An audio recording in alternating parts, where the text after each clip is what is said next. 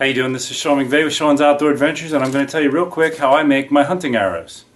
First and foremost, I built these, put them all together, cut them, fletched them, glued the inserts in.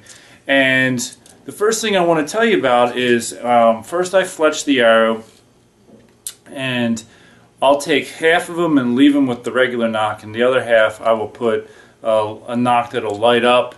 And when it's bright out during the daytime, I'll use a regular nock because you can't even see the light up nocks during the day. But when in your lower light, let's say it's real cloudy, rainy, early morning, late evening, I'll use the light up nock. As you can see on these arrows, there's white here, and what I do is I'll tape the fletchings up, the nock up, and then put a strip right around the arrow there, and I'll spray paint this end of the arrow a little bit, and that helps it show up better. For when you're videoing your own hunts. That's a step you don't need to do.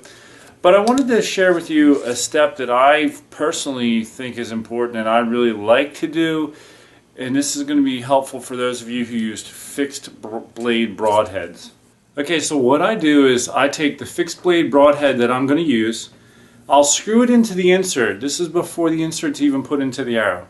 And I'll take a permanent marker and I'll, right at the blade, I will make a little mark on the insert at each blade. Then I'll take the broadhead back out, unscrew it, and when I glue in the insert, what I'll do is I'll put the glue on the insert and then I'll look at that mark that I made for the blade and I'll line it up with my fletch. And as I put the insert in, you twist it a little bit to make sure the glue gets good coverage, and then you line up the mark right with the fletch. That way, when you screw in your broadhead and you put it in as tight as it can go, it's going to be right in line. I don't know if this is going to really show up on video, but it's going to be right in line with your fletch. And that's something I do to help with arrow flight for my fixed blade broadheads.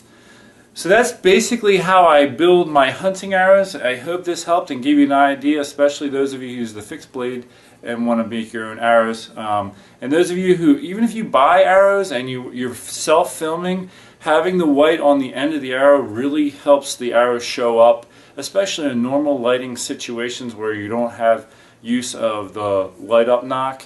Having that white really helps the arrow show up during the shot. So that's something anybody can do. It adds a slight bit of weight to the arrow, but I do that to all my arrows and my practice arrows, and it's never affected me at all as far as my pins or the arrow dropping sooner because of a few grains of extra weight maybe from the paint. And I just use standard white spray paint to do that. Again, I hope that helps. Take care. God bless.